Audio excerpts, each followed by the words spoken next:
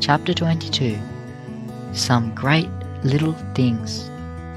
I am going to speak to you for a few minutes tonight upon what I shall term some great little things.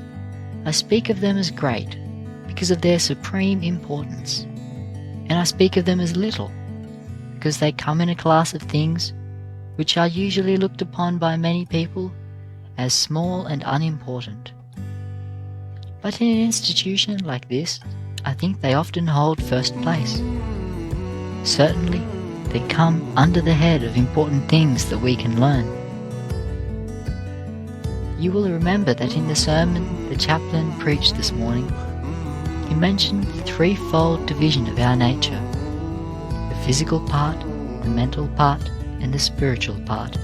What I shall refer to tonight has largely to do with the material, the physical part of our natures. There are certain little things that each one of you can learn now in connection with the care of your bodies, which, if left unlearned now, will perhaps go without being learned all your lives. You are now, as it were, at the parting of the ways. You are going to make these habits a part of yourselves, or you are going to let them escape you forever, and be weak in a measure all your lives for not having made them a part of yourselves. I am going to speak very plainly, because I feel that such talk means nothing unless it is in language which everyone can appreciate and understand. Now, among the first things that a person going to a boarding school should learn, if he has not already learned it at home, and I am constantly being surprised at the number who seem to have thus left it unlearned, is the habit of regular and systematic bathing. No person who has left this habit unlearned can reach the highest success in life. I mean by that a person who does not get into the habit of keeping the body clean cannot do the highest work and the greatest amount of work in the world.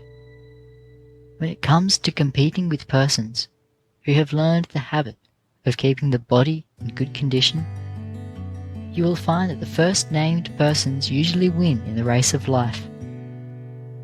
I think many of you have already learned from your physiologies that when it comes to the combating of disease, where two persons are on a sick bed with the same disease, the one who is habitually clean in his personal habits has a far greater chance for recovery than the one who has not learned the habit of cleanliness. You will also find that the person who is in the habit of caring for his body is in a better condition of study.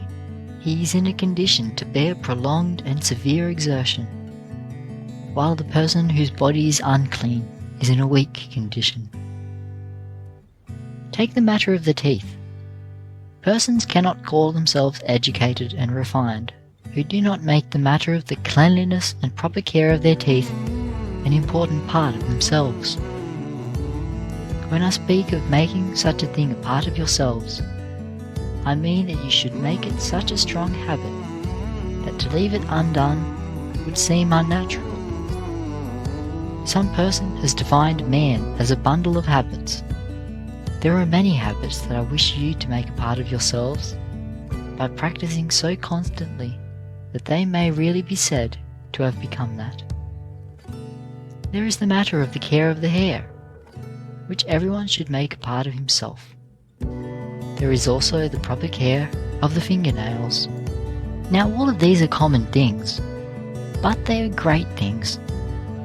I should not recommend very highly a young man or young woman who went out from this institution as a graduate and had not learned the habit of caring for the teeth, hair and nails systematically. Are you making these lessons a part of yourself? Take the young men and young women who have been here 2 or 3 years. Have you grown to the point where you are dissatisfied and all out of sorts when your hair is not combed, your fingernails dirty, and your body not in the condition it should be in? If you have not reached that point when you come to graduate, then there will be something wrong with your education, and you are not ready to go out from this institution, whether you are in the senior class or in the preparatory class. Another thing, I confess that I cannot have the highest kind of respect for the person who is in the habit of going day after day with buttons off his clothes. There is no excuse for it when buttons are so cheap. I wonder how many of you could stand if I were now to ask all to stand who have every button in its place. I cannot have the best opinion of a girl who will let a hole remain in her apron day after day. Nor can I think well of a man who does not remove a grease spot from his coat as soon as he discovers it. You have more respect for yourselves, and other people have more respect for you when you get into the habit of polishing your shoes, no matter where you are, but especially when you are at school. Every man should get into the habit of polishing his shoes. See to it that they are in proper condition at all times.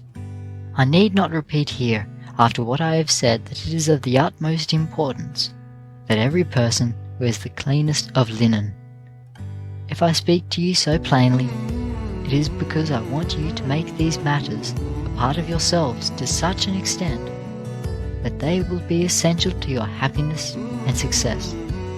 I want every girl who goes away from here to be so neatly perfect in her dress that she cannot be happy if there is any detail unattended to. And I want the same thing to be true of the young men. Let these things have an important bearing on your education here, and on your life hereafter. And then, above all things, although on account of the number of students here, you are very much crowded in your rooms, and will have to make all the harder effort on that account, get into the habit of being orderly and neat. School your roommates to the point where they will have a place for everything. Always know where to put your hands on anything you may want in your room, whether in the light or in the dark. Then there are one or two other little things. You should have quiet in your rooms, at your work, or in your talk with your fellow students. Do your work quietly. Get into the habit of closing doors quietly. You cannot realize how much all these little things add to your happiness and to the manhood and womanhood which you are going to build up as the years go on. And then, in conclusion, so order your lives that you can form the habit of reading. Set aside a certain amount of time each day, even if it be not more than 4 or 5 minutes, for reading and studying aside from your lessons. Read books of travel, history and biography. I want you to patronize the library this year as never before. In it are great numbers of books by authors of the highest rank. Be regular in all your habits. Have a regular time for studying, for recreation, and for sleeping. And last, but far from least, set aside a regular time for thinking, for meditating with yourself. Take yourself up, pick yourself to pieces. See wherein you are weak and need strengthening. Analyze yourself. Get rid, as it were, of all the weights that have been holding you back, and resolve at the end of each week that you will walk upon your dead selves of the week before. If you will go on making that kind of progress, you will find at the end of the 9 school months that you are stronger in everything essential to good manhood and good womanhood. End of chapter 22.